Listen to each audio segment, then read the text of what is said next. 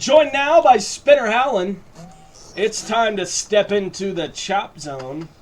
Let's find out what's going on with the Jacksonville Axemen. They were taking on Central Florida this past weekend before we get to all the rugby league action. Spinner, how the heck are you, buddy? Yeah, good, mate. Doing better than you, obviously, by the sounds of your stories there. Getting jabbed and poked and prodded. And lady nurses making fun of you. I had done nothing to deserve being mocked going into that room. Nothing.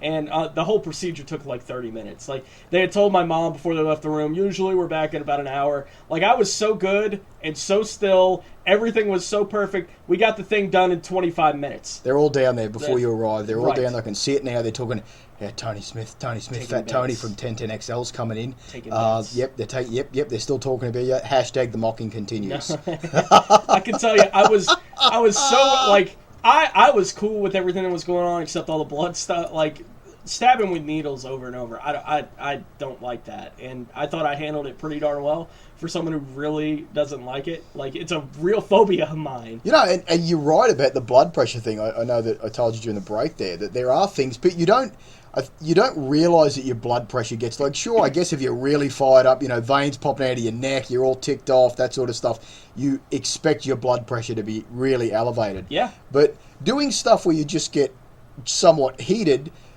for instance, maybe a phone call to, a certain internet cable provider company on your ride over to the hospital one time, surprisingly enough, will elevate your blood pressure. Doesn't surprise me at all. I was... I've had the same conversation. Yeah, exactly. From time to time. I wasn't worried about the actual procedure that I was in there for, right? Like, wasn't worried about it. I read about it. I knew what to expect, basically, from what was going on. But I'm sitting there waiting on it. I didn't tell this part of it. And I can hear the lady next to me, right? Like I said, it's not doors, it's just curtains, right? And I can tell this is an old woman, right, that's next to me, and it's starting to slip from her a little bit, right? So I'm listening to a nurse. They're bringing her in, just like they did me. But she's obviously got some issues. And they're asking her about, is your husband on the way? And she's like, oh, yes, my husband's on the way. And so they proceed to start asking questions, and they're like, well, do you know what day it is? And she's like, is it Tuesday or Wednesday? And it was Wednesday. And they're like, yeah, the nurse was like, I think it's Tuesday. And another nurse was like, no, it's Wednesday. Like, the nurse didn't even know it. So, see, the nurses were messing with her, too. Right. But they were like, oh, yeah, it is Wednesday. You got that one. They were like, what month is it? And this was July, obviously. She was like, it's February? And I was like, oh, no.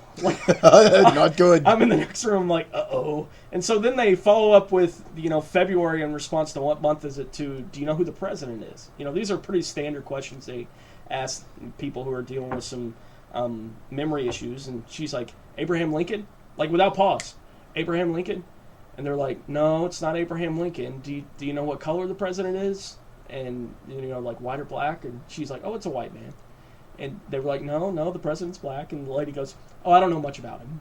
Right? Like, that was her response. It was just, I don't know much. Yeah, let's just brush over that question. Yeah. What's that game show? Pass. Like, for her, I understand. That's embarrassing, right? Like, you're sitting there, if you have any cognitive function and they ask you who's the president and you answer Abraham Lincoln, which they obviously know is wrong, and then they ask you what race the president is and you don't know that, that's an embarrassing moment for anybody, right? So in my head, I go, I don't think the husband's coming. I was like, in my own head, I'm going, I think the husband's been gone for a while, and this lady is all on her own next to me, right?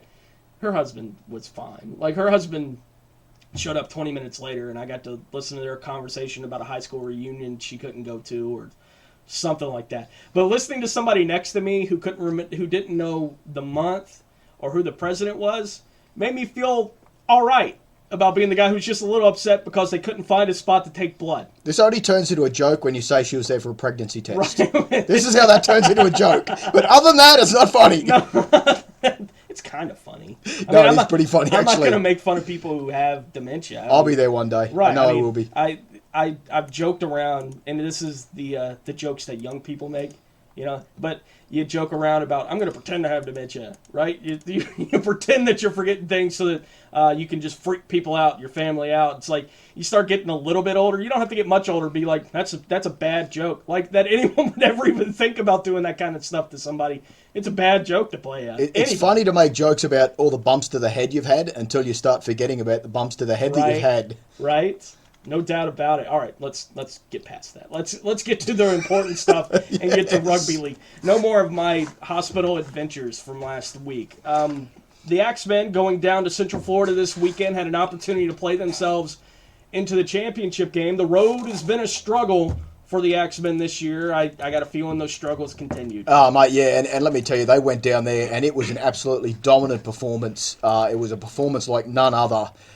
The problem was that it wasn't the Axemen that had that performance. I'm so far removed, I guess I can have a bit of a giggle about it. I know it stings the players, a loss like that always hurts. And this will be the second time in 7 years that we know the Jacksonville Axemen will not be in the national championship. So it is tough for the team to swallow. It's especially tough on the veteran players to come from such a successful history with the Axemen over the past 7 seasons to go out like this. But credit to the Central Florida Warriors. And a lot of people have made mention of, there are 10 former Axemen on the Warriors. Yes, there are, but that's 2 years removed now. Mm-hmm. Like they haven't been on the Axemen since 2013. You can't go back 2 seasons and say, oh, well, you got those players down there. That's not the entire team. Sure, there's 10 of them, but they've got another 15 on top of that as well. They're coached well, and they wanted it. It was so clear from the minute they caught the ball from the kickoff. They absolutely wanted to go into the South Championship game. They played well. So, mate, a credit to the Central Florida Warriors and the entire coaching staff down there and to the players. Obviously, commiserations for the Axemen. A lot of, it's funny, fans are very, very loyal here, though I can see it where they sort of turned a little bit fickle. They immediately jumped ship. Well, the former Axemen on the Warriors, and it's Atlanta coming down here, so it's now the Florida-Georgia thing. They immediately went into the state of Florida thing. Georgia's coming down here. Those damn Georgia Rhinos. We're going to get them. So it was great to see. And look, it makes it interesting. New teams competing for the championship trophies is always good for a league, growth of the sport. Mm-hmm. So I can do nothing but congratulate the Central Florida Warriors, and the Jacksonville Jaguars will rebuild. They'll take a look what went wrong. I'd actually got a long email from the coach, Wayne Forbes, today on his analysis. It was an extremely professional, it went from top to bottom. It was something you said, damn, NFL coaches send this kind of email out on analysis of breaking down a season. So a credit to him and everything he tried to do. So as the league overall, that does set up the Central Florida Warriors against the Atlanta Rhinos. That will be next weekend, the 15th of August, over at the University of North Florida. They will be playing for the Southern Conference Championship. The winner of that game, of course, goes into the National Championship. Up in the north, at the very north, the Northeast Division, the Rhode Island Rebellion got over the Brooklyn Kings pretty handily in the end. They will then go on and they will face the Boston 13s, who have been having an absolutely fantastic season. They've got some fantastic talent up there, a couple of great import players. Their coach from Australia played a number of years also in Europe, so he's got that team running on all 8 cylinders. And the perennial powerhouse in the Mid-Atlantic, the Philadelphia Fight, going to face off against the Northern Virginia Eagles, who pretty handily took care of the Washington, D.C. Slayers on the weekend. So, mate, we're down to the last 6 teams of 14, and from that, we're looking for the 2 champions to come down here, the Northern Conference and the Southern Conference champion on August 29th at UNF. So, yeah. Mate, the absolute best quality of our sport you're going to see in the United States. And it truly this year is coming down to, without any doubt, the best teams. If you go back and you look through the way, yes, there's been some incredibly close games in the South, but the way that it all played out this year, the matchups allowed the best teams to get through. And I think the coming weekend here in the Southern Division, especially on the 15th, we are going to the best team from the South will end up pushing through to the championship final. And I don't think anyone can take that from them. So. And we'll preview that here in a second. But do want to talk about the Axemen a little bit as they finish up their season this weekend. I think, there was, if you were being honest with yourself, kind of an expectation for it not to be where it had been. Looking at without a doubt from the outset for this season. I don't know, how you view a season for the Axemen, any season, I guess, where they don't get into the championship game. At least it's probably a bit of a disappointment. But with all that they were having to do, the losing the players that they did, everything that they had to overcome this season, the rally to get themselves back into the position they did was pretty impressive. And the home streak is still alive. Kind of the storylines coming out of the 2015 year for the Axemen. Yeah, without a doubt, and that's the thing that they will hang their hat on. You need to take as many positives out of a season like this as you can, and it's by no means a losing season. They were 500 through the season, so it's not a losing season. But to get bumped out in the first round of the playoffs is certainly unusual for them over the past 7 years. But look, you are going to have those seasons. All clubs go through it. And it definitely was, when I look back at it, the bringing in of a coach that was a number of steps ahead of where the team had been, even at its best year. So the coaching level goes up 2 or 3 notches. We lose a number of players. We bring in a number of not only different players, but a number of rookies on the team. So the coaching step forward was so great that even the veterans on the team struggled coaching and helping to teach the rookies coming in. So it really was. And look, a credit to Wayne Forbes, what he did. Going forward, there is definitely the rugby league acumen of the Jacksonville Axemen, moving forward is going to be fantastic. It really is going to increase that level, what we would talk about as the par, and a different culture for the guys to get stuck in next year. And I think we'll get started a lot earlier next year. I think the guys understand that fitness was definitely a problem for the team this year, and a number of players will openly admit that. Some won't. But look, the bottom line is that you need to be able to play 80 minutes of this game, whether you have to every game or not.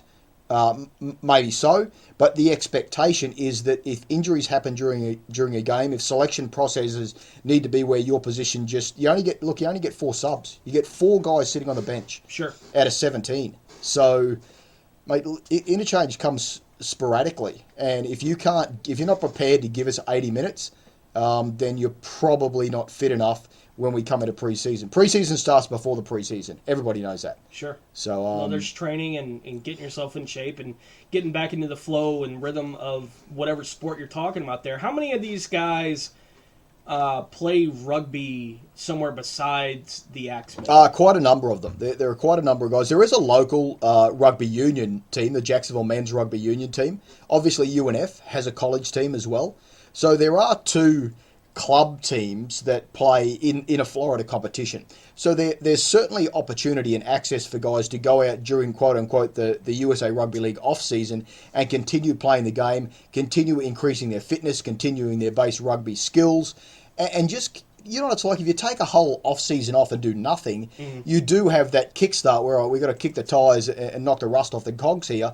If you continue to play during the off-season, at least at some level, your baseline fitness can remain somewhere where it's not so hard to get back. So, look, we encourage all the guys to play as often during off-season as they can. Whether they play full-time for another club is entirely up to them. Look, all the guys do have, some of them have wives and kids and jobs and all the rest of it. So life does come first. But without a doubt, look, the Jacksonville men's rugby team will get cranked up here. In fact, they may have got the start of their preseason early because they usually wait for the Axemen to be done. And this is a year where, so they're going to have their guys back now, other than our national team players. They cannot have the national team boys yet. Sorry, we're going to hang on to those guys for as long as we can, or as long as they can continue to push towards that Team USA through the process here. So, yeah, mate, absolutely. It's been a tough year, but it hasn't been. We're certainly way ahead of where we started. It wasn't going back to season 1 in 2006, where you kind of I think we only got 2 or 3 wins that whole season, and they were monumental wins for us at the time. We're certainly not back to that. So I've no problems knowing that the team will rebound and they'll be onwards and upwards in 2016. Yeah, well, if you got a sport that you're playing outdoors in this part of the country in June, July, and August, you can play it year-round. Like, if it's something you can play at this time of year outdoors, odds are you can play it pretty much any time because we're not going to get the bad weather in the winter. It's whether or not you're willing to go out in the heat, and these guys clearly are with when the season for rugby league coincides with the sports calendar for these guys. So I would think that a lot of those guys would be. I didn't know, but I would think a lot of those guys, if they're playing for the Axemen, probably are doing other things. You mentioned the national team. I know we got the championship coming up on the 15th, the conference championship, but we also have the national championship coming up on the 29th. That Saturday out there, and we talked about it a little bit last week, but wouldn't want to fail to mention it again. An opportunity to go out and see some of the boys that will be playing for the national team out there that Saturday. Yeah, without a doubt. We've trimmed things down to a player pool now. You look at this is the equivalent in our sport. Look, rugby league is not in the Olympics, so the USA national team, the USA Hawks or Team USA, however Americans are more comfortable saying, this is the international team of your nation that goes off to compete in the sport of rugby league. It is the equivalent of going to the Olympics. So these guys are trying to get themselves onto quote-unquote the Olympic side for rugby league if we obviously were in the Olympics. So players are willing to do pretty much anything for that. I think if you went to most players, not all, there are some exceptions, and said, what would you be willing to do to pull your nation's flag on as a jersey and go and play for your country at the most elite level? Most people would come back and say, whatever it takes. If I have an opportunity, I'm going to do it. Mm-hmm. There are currently five Axemen guys in the southern pool. Two of them are already in the top pool that have been put in the pre-selection team. That will change, obviously, based on performance, based on injury, based on guys trying to force themselves in due to performance. So the best way to look at guys is make them play. And look, you're seeing the Jaguars right now. You've got guys down there. Everyone looks great at practice, right? They're in shorts and T-shirts. There's no pads. There's no hitting. Everyone's fit. Everyone's healthy. Great. We look good. Let's get the pads on and see what happens. So in our sport, we're going to take the player pool, and we're going to take the top 17 players from the Southern Conference and the top 17 from the North that are not involved in the two teams at the in the National Championship, and we're going to have a North versus South USA team game where they're going to compete for spots. So if you want your spot, the guy across from you that you're now playing against, he wants your spot. He's going to take your opportunity away to play for your country. If that's not motivation enough for you, then you're obviously not the player that we want anyway. So get out of the way. Right. If that can't motivate you to play for your nation, you're certainly in the wrong game at the wrong time. What kind of timetable is there, Spinner, for when they want to have a roster for that USA team announced? It'll be quite soon after the national championship game that weekend. There are two games planned against Canada as we lead up to the World Cup qualifiers. So I believe that there's a game in September up in Toronto, and then a return game down in, I think it'll be in Philadelphia. USA will play Canada, although I don't know if ink's actually dried on the paper yet, but that looks like it's what it's going to be, the pre-World Cup schedule. So, mate, very soon after, a few weeks after, they're going to select at least the team that will go and play that first game against Canada. There will be some changes. Injuries happen, performance happens. So once you have your player pool, and that will probably end up somewhere around 30 players, those are the guys that are expected to stay in game shape consistently. There can't be a drop-off. They go, I'm not going to train this week. I'm going to take a day off. You have to play like, I could get the call up tomorrow. The phone could ring. Someone got injured last week. You now need to step in to play, the backup game or the comeback to the USA game against Canada. Or you need to be prepared to go into the World Cup team for the qualifiers. So if you're in the pool, your name's on a list and you need to act like this is my chance. Chances come along to play for your nation in any sport so infrequently. You get on a list. The list is step one of many. So the guys that make it. So, mate, this North versus South game, it will be intense. It'll by far be, and I hate to say it, I don't want to say that it's going to be the better of the two games, but the games should be, it definitely will be the two most elite games of rugby league in the US on show at UNF on August 29th. These guys, look, you want a national championship, or do you want to play for your nation? Both opportunities are there, no matter what team you're playing for. So that's really cool. And Central Florida, Atlanta, they'll be here next Saturday. They will for be. the Southern Conference Championship. Is there any update? I know we got that coming up. We got the National Championship coming up.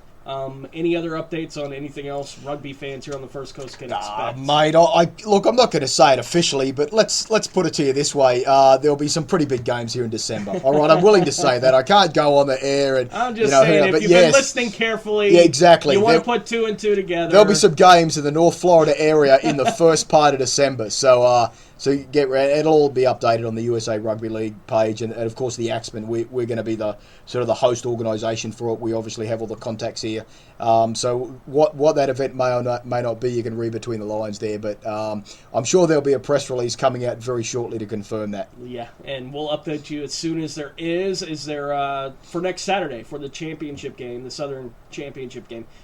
Same price? Yeah, mate, same price. $8 if you want to walk up. Kids 13 and under, in for free as always. We want the kids coming. It's a very family-friendly environment. Don't think that, it's rugby players, sitting on the sidelines guzzling beer and eating children. It's a very, very well-organised, professional-run event that we put on over there at UNF. And, look, we have the Axemen guys around to give us a bit of a hand this weekend too, unfortunately. So the guys that do all the setup over there may not have to put up all the batters by themselves. Exactly.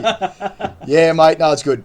We're really looking forward. $8 to get in. $2 Bud Lights and some of the biggest hits you're going to experience. Definitely before the Jags get back on the paddock here. I think there's actually talk of the Axemen getting together as a group. Either the game on the 14th, or I guess when the Lions come in, that'd be the 28th. They're talking about getting a group, an Axemen group together and going and getting some tickets and going down to the Jaguars game and watching that. I know that Wayne Forbes and his family are coach, and the import players from Australia that are sort of floating around the area at this point. Obviously, Tampa, is out of it at this point as well, but they're pretty keen to come and see an NFL game. One of the absolute highlights of coming to the United States. If you get a chance to come to the US and you don't see an NFL game during the NFL season, you've done yourself a disservice. You've missed out on one of the biggest cultural parts. I know Forbes and his wife and kids are down at the Suns tonight watching the game down there. Very cool. Yeah, mate, you got to watch the baseball. You got to try and get an NBA game. You got to watch an NFL game. That's a part of American culture. It's like going to the Empire State Building. There's no doubt, man. You go down and see the world's biggest scoreboards. Look at what I'm doing for a living, brother. You don't think I'm part of America? You don't think I think it's part of American culture? I totally agree with you. That's Spinner Howland. He's been joining me here for the Chop Zone. We appreciate it, Spinner. Thanks, mate. I appreciate you even allowing me on your show. I mean, you're a bit of a legend now. I mean, you are. Mate, you are. People are noticing you. I'm surprised that the paparazzi isn't following you around at this point. People asking about Justin Blackburn. People asking about the Jaguar. And it's only going to get worse during the season. That many celebrity status. It's not going to work. I'll help you out. It's not going to work. He's Spinner Howland, joining us here every Tuesday on a Fat Tuesday on 1010XL 92.5 FM. Want to get into Justin Blackman as well as take a look at some of the other. We talk a lot about the Jaguars camp, and we should. We're the flagship station for the Jags. We should be updating you on news out of Jaguars camp. Yeah, do your job. Yeah, and we do that pretty effectively, I feel like. But I want to talk about maybe some of the other camps that I find fascinating around the National Football League, including some that have had some stories break as lately as today, including one in the division. We'll talk about that as we continue along here on a Fat Tuesday on 1010XL 92.5 FM.